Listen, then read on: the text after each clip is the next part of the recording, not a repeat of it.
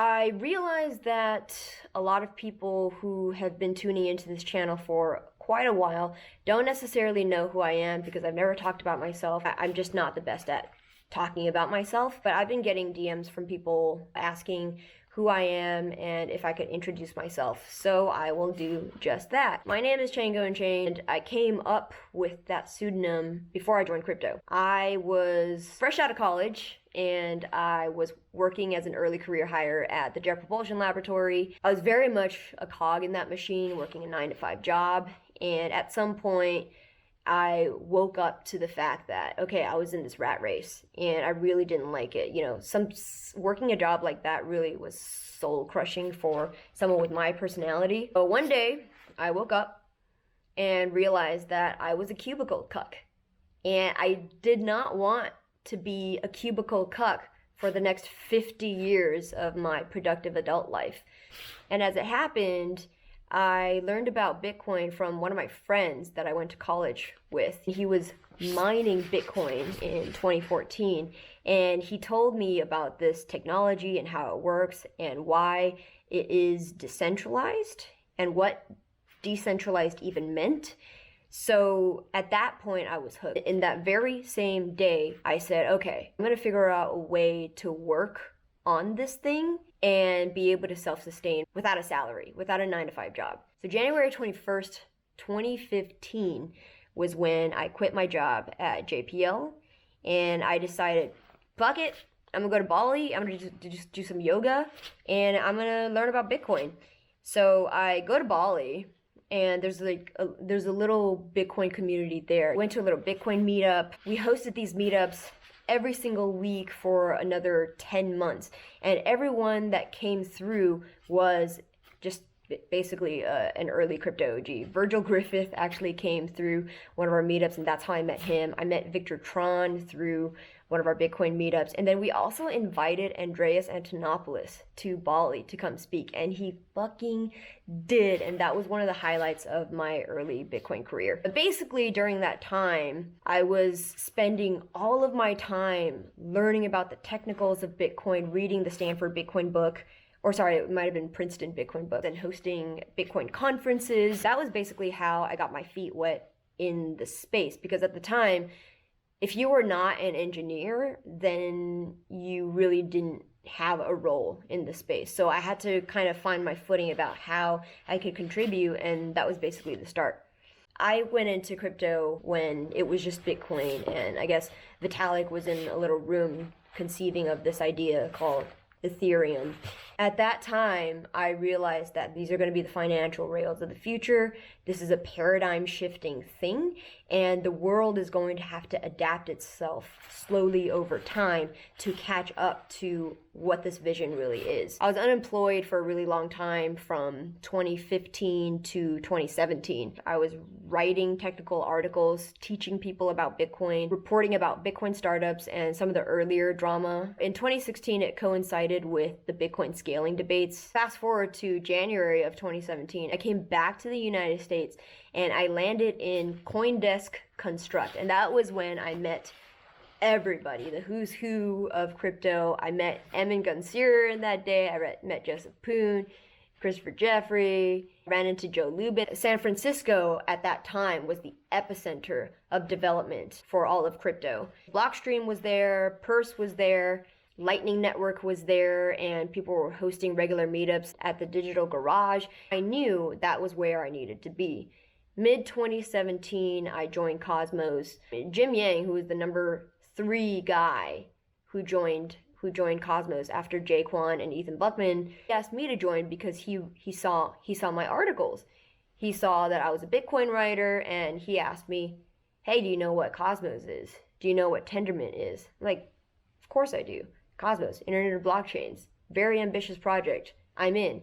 That's basically how I got my start. There were a group of maybe 10 of us full-time. I was the only girl at the time and the only non-engineer. Our community was 1,000 people. That was from the group of people that participated in the ICO. We really had no community. In January, the ICO happened, by July I had joined. And so there was a 6-month gap in between the ICO and anybody hearing from anybody. So I was communicating what was happening internally to the external world, and then simultaneously educating people about how Cosmos worked and how the Byzantine generals problem was solved by Tendermint BFT. And so I was writing technical articles and basically proselytizing this technology to people. And then we fast forward to 2019, and that was actually the start of this podcast. The core IBC engineer, Christopher Goes, I talked to him, and I wanted him to co-host this thing with me because there was really no media coverage about Cosmos. People really weren't talking about Cosmos. People were saying, everything's going to be on Ethereum, because this is before the market realized that Ethereum had scaling problems. That was the start of Interchain FM. And also, during that time, Tendermint was getting more structured. We had an HR person come in and basically audit each of us. And he came in asking me, what is your role? I was managing a team which comprised of marketing, developer relations, community, and partnerships. Marketing doesn't explain what this role is, because that's only one pillar of this job. And community doesn't necessarily cover it either, because when you think community, you think, like a Telegram or Discord manager. ED doesn't cover it either, because it doesn't cover the rest of it. And developer relations doesn't cover it either. So I thought, what do I call myself? A person who manages this sort of work. What if it's called ecosystem development? So I changed my title to EVP Ecosystem Development, and then that was when I saw Terra follow suit. So Do Kwon hired people and called them ecosystem developers. And then subsequently he hired Natalie Liu to hold that role. But before I conceived of a word for it, there really was no official role that non-engineering people held. The reason why I've been able to be in this space for as long as I have and not burn out is because I'm driven by this passion. I'm not a programmer by trade. I don't actually code or write software, but I am technical. You might have figured that out from listening to this podcast. I have a quantitative background. I studied econometrics, stuff like operations research and stats, game theory, that kind of thing. So that body of work led me to really grok how blockchain works in a more abstract way. What crypto is about to me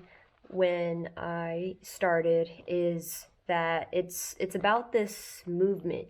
I had this romantic idea that by being an early adopter of, Bitcoin, Ethereum, Cosmos, you could be this sort of revolutionary.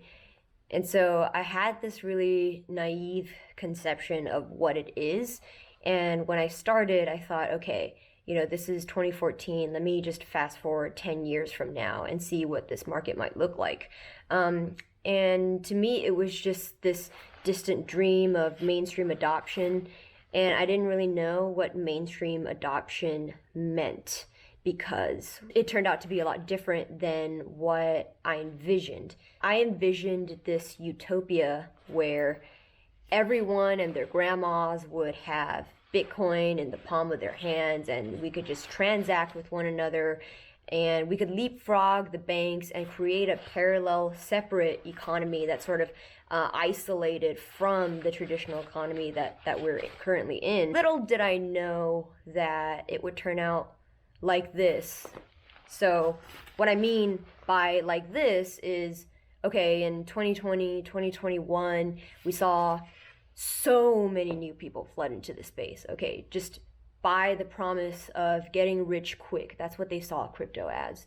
And that really, I think that really hurt the space. What happened was a lot of these people who did include Mon thought of crypto as this way of just making a buck without fundamentally understanding or respecting the values that the space upheld up until that point. So what I mean by that is now with the bear market, so many people talk about how they've lost faith in crypto. They came out of depression in 2020 as crypto was rising, and they made more money than they've ever seen in their lives. And then boom, with the crash, they've lost their life savings, and now they can only afford a 2005 Toyota Corolla, taking their kids out of the awesome school system that they originally were able to afford, that they now can't afford, and now they have to put them back into public school. So hearing how disgruntled they are about crypto is like hearing the story of Icarus, and how Icarus himself flew and skyrocketed and just YOLO'd all the way up to the sun, boom, burned his wings, didn't have a plan to come down, and he goes crashing down, and then boom, that's the end of him. And then by the end of that story, he's like, what the fuck, son? So he blames the sun. There's countless stories of just people who have lost so much money in the last year because they just weren't prepared for the boom and bust cycles that are natural in crypto. They lose their life savings, blame crypto. They call the SEC, CFTC, make class action lawsuits against people that are building these experiments. Coming from an operator's point of view, I actually think that that's a net negative for the space. I hope that this podcast helps more of the new people build a better framework for how to relate to crypto. Because if you ask anyone who's been in crypto for a really, really long time, I mean beyond 7 years, people who've been in here for 7+ years will tell you, when you ask them why are they in crypto and what keeps them building in this space, is that they have a different passion that's not motivated strictly by money. I actually think we are a part of this little movement that we have going on, but with newer people coming into the space wanting to just make a buck very quickly and then losing a buck also very quickly. With that coming in, that has scaled to the size that it did post-pandemic, diluted the original principles that drove this space. Because a lot of the early Bitcoiners, they saw this as an opportunity to divest and peacefully protest from the fiat-based economy that is powered by war and oil and corruption. When I first imagined a parallel economy emerging, I imagined naively that this could be somewhat isolated from the status quo because so many people lost money. What it did was it opened up the political will to allow the regulators to come in and regulate this industry in such a way as to stifle innovation, stifle the creators, shut down developers. It not only dilutes the space, this parallel economy, it's able to get co-opted by the traditional economy. The institutions really coming in and really just trying to co-opt this space, writing FUD articles. All of that is a result of bad information. If you're reading that proof of work is really energy intensive and therefore we have to get rid of proof of work, if you believe in that, you have bad information, because proof of work is the only thing that's preventing regulators and state actors and institutions with bottomless pits of money to come in and co-opt a layer one. All that is to say is, with good information, I'm hoping that I could change your mind or help create a better framework for how you think about crypto and how you relate to crypto in such a way that helps the space move forward in a positive direction, rather taking us 2 steps back and make it more susceptible for people like the state to come and co-opt this parallel economy. I do this stuff on this channel just because I want you to have the same access to information as I do, because someone who has better information than another person has an asymmetric advantage. I fundamentally disagree with the notion that someone with more money has asymmetric advantage than somebody with less money, because somebody with more information but less money can outcompete the person with more money. My goal with this channel is not to provide any financial advice. I'm not a trader, and in fact, I'm really, really bad at short-term price speculations. But what you will get is the backstories of projects, the backstories of people behind projects. I hope I can help with building your mental model about how to think about cryptocurrency projects a little bit better and not just fall for whatever marketing ploy that people are going to pitch to you. Let me just end with this. If you're someone who's totally new to the space and you come in and you view cryptocurrency as a way to get rich, I hope that that is your secondary priority over the primary priority of seeing the value in decentralization and really respecting why people who are building these experiments call for decentralization, not just as an abstract term, but as an internalized value.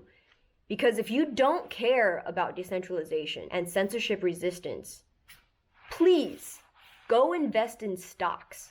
Because if that is your mental model, you're going to dilute the space and you're going to bring like the boomer regulators who know nothing about this technology, who only know what they've heard on news headlines and then trying to regulate us out of existence. The thing that pisses me off the most is when I see advertisements like Unicoin on San Francisco airport billboards saying you could generate dividends off of this coin. It's people like Lance Bass, the former Treasury Secretary of the state, on the board, and no regulators touch them because they're insiders. But meanwhile, the people who paid the way for this entire space and risked condemnation, risked jail time, people who were actually contrarian before it was cool and mainstream, they're the ones going to jail. They're the ones being regulated out of existence. So if you want to treat cryptocurrency the same way you treat stocks, and you're going to bring in people like that to push those of us who really care about decentralization out